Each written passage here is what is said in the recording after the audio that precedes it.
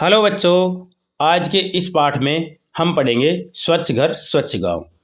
पाठ 19 कक्षा 4 पर्यावरण अध्ययन। इस पाठ को शुरू करने से पहले आप चैनल को सब्सक्राइब कर लें, वीडियो को लाइक करें, अपने दोस्तों के साथ शेयर करें। तो चलिए शुरू करते हैं। स्वच्छ घर। अभी हमने पिछले पाठ में घर के बारे में पढ़ा था, अब हम बात करेंगे स्वच्छ घर के बारे में। मालती स्कूल से आकर अपना बस्ता, जूते, कपड़े आदि फैलाकर बैठ गई। उसकी माँ ने उसे समझाया, बेटी अपना सामान स्वयं सुरक्षित रखना चाहिए। इससे चीज़ें ढूंढने में समय भी खराब नहीं होता और मन भी खुश रहता है। यह आदत बन जाए तो सफाई स्वतः ही हो जाएगी, मतलब अपने आप सफाई हो जाएगी, सफाई करने की जरूरत नहीं है। देखिए, आपको दो कमरे दिखेंगे। एक कमरा जिसमें सारा सामान बिखरा पड़ा है और दूसरा कमरा जिसमें सारा सामान व्यवस्थित है। तो अच्छा कौन सा लग रहा है? एक व्यवस्थित कमरा आपको बहुत अच्छा लगेगा। ठीक है, सोचिए और बताइए, आपका सामान कौन व्यवस्थित करता है? तो जनरली घर में जो मम्मी होती है वो हमेशा सामान व्यवस्थित करती है। यदि आप खुद भी करें तो बहुत अच्छी बात है। आपका घर गंदा रहता है या साफ? तो ज़्यादातर घर साफ रहते हैं। कुछ गंदे बच्चे अपना घर गंदा करते हैं, नहीं तो ज़्यादातर घर साफ रहते हैं। आपके घर की सफाई में आप क्या योगदान देते हैं? ज़्यादातर बच्चे घर की सफाई नहीं करते, परंतु बच्चों को घर की सफाई करना जरूरी होता है, करना चाहिए। स्वच्छ गांव। मालती ने देखा कि आजकल टीवी, अखबार, रेडियो आदि में स्वच्छ भारत मिशन को लेकर साफ सफाई की बहुत चर्चा हो रही है, लेकिन मेरा घर तो हमेशा साफ रहता है। उसका ध्यान गया कि सभी नेता, अधिकारी, समाज सेवक और आम लोग अपने घर के साथ साथ गांव के सार्वजनिक स्थानों, गलियों, सड़कों आदि की साफ सफाई के लिए आगे आ रहे हैं।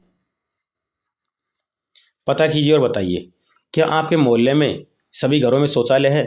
तो इसका उत्तर है हाँ, सभी घरों में शौचालय है, क्योंकि भारत सरकार की एक योजना थी जिसमें प्रत्येक घर में शौचालय बनवा दिया गया है।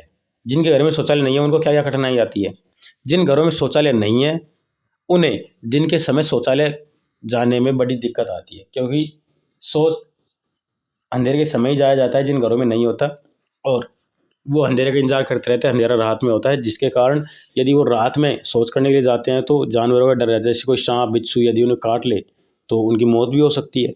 इसलिए बड़ी दिक्कत आती है जिन घरों में शौचालय नहीं होता। इसलिए ध्यान रखें, घर बनवाने से पहले आप शौचालय जरूर बनवाएं। सफाई क्यों आवश्यक है?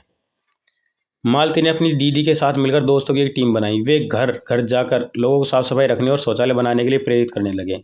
उन्होंने सबको समझाया कि घर में कचरा पात्र रखें, उसमें ही कचरा डालें। अपने घर का कचरा गली में डालने से गली गंदी होती है, ऐसे पूरा गांव गंदा होता है। गंदगी से बीमारियां फैलती हैं। कचरा पात्र कचरा नियत स्थान पर ही डालें। खाने पीने की चीज़ों को प्लास्टिक की थैली में डालकर सेकने से पशु उस प्लास्टिक की थैली को भी खा जाते हैं और बीमार हो जाते हैं। अतः हमें खाने पीने की चीज़ों को प्लास्टिक की थैली में नहीं फेंकना चाहिए। साफ सफाई से रहने पर मन भी प्रसन्न रहता है। तो चर्चा कीजिए, आपके विद्यालय में कहाँ कहाँ सफाई की आवश्यकता है? देखिए, विद्यालय में सफाई करने के लिए सफाई कर्मचारी होते हैं, लेकिन जो कक्षा का मॉनिटर होता है उसकी जिम्मेदारी होती है कि वो प्रत्येक दिन एक बच्चे से सफाई करवाए, रोल नंबर के हिसाब से। जैसे 1 तारीख को 1 रोल नंबर सफाई करेगा, 2 तारीख को 2 रोल नंबर सफाई करेगा। इस तरह से सभी बच्चों का नंबर आता है सफाई करने के लिए।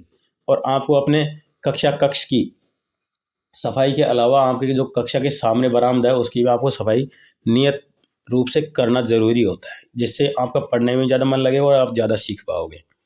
आपके घर या नगर में कहाँ कहाँ सफाई की आवश्यकता है? घर या नगर में कुछ ऐसी जगह जहाँ पर जैसे जहाँ पर लोग कचरा डाल देते हैं, कुछ फास्ट फूड की दुकानें हैं, सब्जियों की दुकानें, उनके आसपास जनरली कचरा रहता है, तो वहाँ पर साफ सफाई की आवश्यकता होती है। सोचिए और लिखिए, आप और आपका परिवार आपके मोहल्ले और गांव की साफ सफाई रखने में क्या क्या योगदान कर रहे हैं। तो ये आपको सोचकर बताना है कि आप क्या कर रहे हैं। कचरा निस्तारण। मालती के मित्रों ने उन चीज़ों की एक सूची बनाई जो कचरे में फेंकी जाती हैं। फिर उस सूची को अलग अलग हिस्सों में बांटा, जैसे जानवरों को खिलाने लायक चीज़ जैसे सब्जी के छिलके, बचा हुआ खाना आदि। वे चीज़ें जिसे कबाड़ी खरीद लेता है, टूटे नल, पाइप, गत्ते आदि। दोबारा उपयोग में आ सकने वाली चीज़ें जैसे खाली बोतल, अखबार, पुराने कपड़े आदि। बचा हुआ बेकार कचरा, प्लास्टिक की थैलियाँ, टूटे कप, प्लेट आदि। तो इनको अलग अलग करने से इस सूची की सहायता से उन्होंने सभी समझाया कि कचरे का निपटारा कैसे करें। यह भी करें, कचरे के ढेर, गांव के कचरे के ढेर में पड़ी वस्तुओं की सूची बनाइए। इस सूची के आधार पर इन चीज़ों को बांटिए। प्लास्टिक की चीज़ें जो भी हैं, है ना, कागज़ के गत्ते, कपड़े के टुकड़े, कागज़ की वस्तुएं, कांच की वस्तुएं, खाने पीने की चीज़ें, अन्य, इनको अलग अलग बर्तनों में आप या पात्रों में डालकर इनको रख सकते हैं। प्लास्टिक का उपयोग कम हो। मालती ने एक अखबार में पढ़ा था कि खाने की चीज़ों के साथ प्लास्टिक बैग निगलने से गाय बीमार होती हैं, नालियाँ अवरुद्ध हो जाती हैं। मालती प्लास्टिक को जलाना चाहती थी, लेकिन उसकी दीदी ने बताया कि जलाने से जो धुआं निकलेगा वह भी हानिकारक है, इसे जला भी नहीं सकते, फेंक भी नहीं सकते, यह हर तरह से हानिकारक है, इसका उपयोग ही बंद कर देना चाहिए। अब मालती सोच रही है प्लास्टिक का उपयोग कैसे कम हो, तो चर्चा कीजिए और लिखिए हम प्लास्टिक का उपयोग कहाँ कहाँ करते हैं। देखिए, प्लास्टिक का उपयोग घरों में किराना का सामान जो भी आता है वो प्लास्टिक थैलियों में पैक होकर आता है। सब्जियां भी प्लास्टिक थैलियों में पैक होकर आती हैं। यदि हम कपड़े खरीदते हैं तो वो प्लास्टिक थैलियों में पैक होकर आता है। और भी कुछ सामान खरीदते हैं ज़्यादातर वो प्लास्टिक की थैलियों में पैक होकर आता है। उसके अलावा बच्चों के खिलौने प्लास्टिक के बने होते हैं, और भी घरों में काम में आने वाली बहुत सारी चीज़ें प्लास्टिक की बनी हुई होती हैं। अगर प्लास्टिक उपयोग बंद कर दे तो बताइए कि अलग अलग परिस्थितियों में हम प्लास्टिक के स्थान पर क्या उपयोग कर सकते हैं। जैसे प्लास्टिक की प्लेट के स्थान पर पत्तल, ठीक है। सब्जी यहाँ लाने के लिए प्लास्टिक की थैली की जगह हम एक कपड़े का बना हुआ थैला यूज़ कर सकते हैं। पर परचून का सामान, कुछ सामान जो प्लास्टिक थैलियों में पैक करते हैं उसी जगह कागज़ की थैलियाँ यूज़ कर सकते हैं। दवाइयाँ जो प्लास्टिक थैलियों में पैक होकर आती हैं उन्हें कागज़ की बनी हुई थैलियों में पैक कर सकते हैं। और कुछ इलेक्ट्रॉनिक सामान जो कागज़ थैलियों में पैक होकर आता है उसकी जगह हम गत्ते से बने हुए कार्डबोर्ड के जो पैकेट होते हैं उन्हें पैक करके ला सकते हैं। तो ये हम कागज़ से बना हुआ सामान ज़्यादा यूज़ कर सकते हैं। आप स्वच्छ भारत मिशन में क्या योगदान करेंगे? स्वच्छ भारत मिशन में योगदान के लिए आप अपने घर मोहल्ले के आसपास साफ सफाई कर दें, ये आपके लिए बहुत है। यह भी कीजिए। अपने घर में फेंके जाने वाले कचरे में से प्लास्टिक का कचरा अलग कीजिए। एक सप्ताह में एकत्र प्लास्टिक का कचरा तौलिए। अनुमान लगाइए कि एक वर्ष में आपके घर से कितना प्लास्टिक कचरा फेंका जाता है। गांव शहर में किसी उत्सव या पर्व पर शिक्षक व मित्रों के साथ मिलकर स्वच्छता रैली का आयोजन कीजिए। अनुपयोगी सामग्री से कुछ उपयोगी सामग्री का निर्माण कर कक्षा में प्रदर्शित कीजिए, जैसे टूटी चूड़ियों में से सजावटी सामान, टूटी मटकी से गमला आदि। हमने इस पाठ में क्या सीखा? घर साफ सुथरा व स्वच्छ रहना चाहिए। गली मोहल्ले की स्वच्छता की जिम्मेदारी हमारी ही है।